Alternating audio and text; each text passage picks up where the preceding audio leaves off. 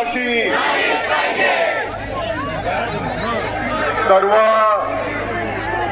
दुःखी जण आपल्या मालेगाव तालुक्याच्या डोंगराळे गावामध्ये ही अतिशय निर्दयी दुःखद घटना झालेली आहे। आपल्या सर्वांना माहिती आहे की रविवारी ही दुःखद घटना निर्दयी घटना झाली। गावकऱ्यांचा निरोप आल्याच्या नंतर अर्ध्या तासाच्या आत आपल्या पोलीस प्रशासनाचे अधिकारी त्या जागेवर गेले। गावकऱ्यांच्या सोबत त्यांनी त्या घटनेची स्थळाची माहिती घेतली आणि साधारणपणे 1 तासाच्या आत त्या ठिकाणी त्या आरोपीला ताब्यात घेतलेला आहे। त्या आरोपीला उद्या कायद्याच्या चौकटीत फाशीची शिक्षा झाली पाहिजे म्हणून आपल्या त्या पालिकेचं पंचनामा वरिष्ठ पोलीस महिला अधिकाऱ्याच्या उपस्थितीत इन कॅमेरा या ठिकाणी करण्यात आलेला आहे।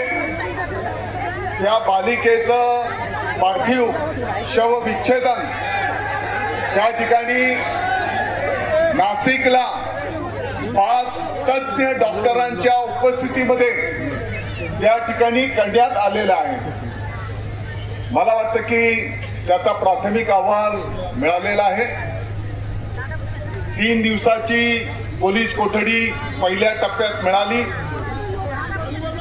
या आरोपीला फाशीची शिक्षा झाली पाहिजे आणि म्हणून त्या बालिकेचे काका त्या गावाचे ग्रामस्थ स्वतः माननीय मुख्यमंत्री महोदयांना भेटले, माननीय उपमुख्यमंत्री महोदयांना भेटले। मुख्यमंत्री महोदयांच्याकडे फास्ट ट्रॅक कोर्ट मध्ये ही केस चालवली जावी। ज्येष्ठ विधी तज्ञ वकील महोदय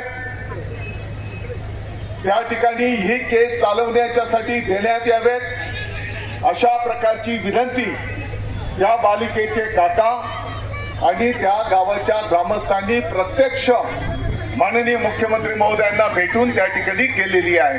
माननीय उपमुख्यमंत्री महोदय, संपूर्ण महाराष्ट्राची जनता त्या आरोपीला फाशीची शिक्षा झाली पाहिजे म्हणून आपण पाठपुरावा करतो आहोत। आणि दुसरीकडे आपले डीवायएसपी त्या आरोपीला पाठीशी घालण्याचं काम करतात। मला वाटतं की डोंगराळे आणि मालेगाव तालुक्याला बदनाम करण्याचं हे कुटील कारस्थान आहे आणि म्हणून ज्या डीवायएसपीने हे कृत्य केलेलं आहे, कारण ही केस जेव्हा कोर्टात चालेल तेवढे पुरावे,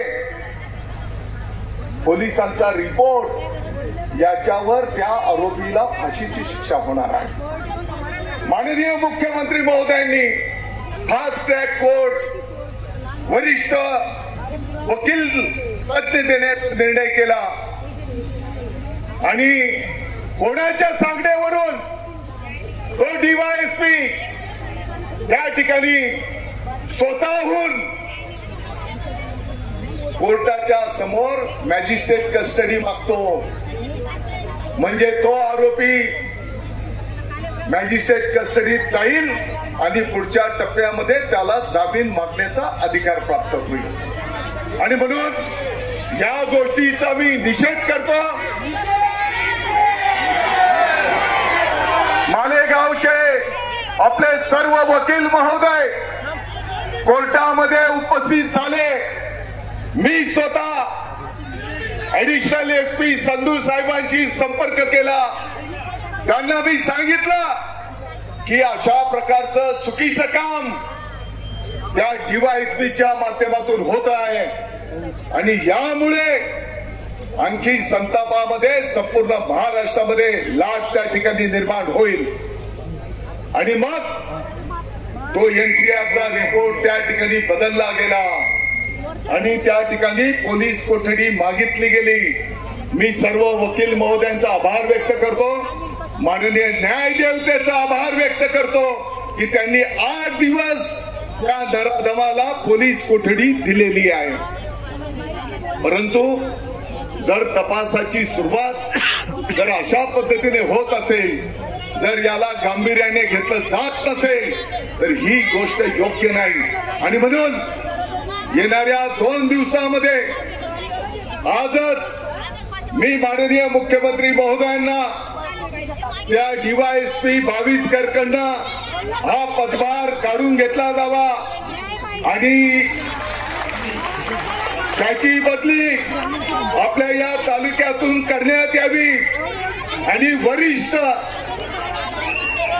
IPS अधिकाऱ्याकडे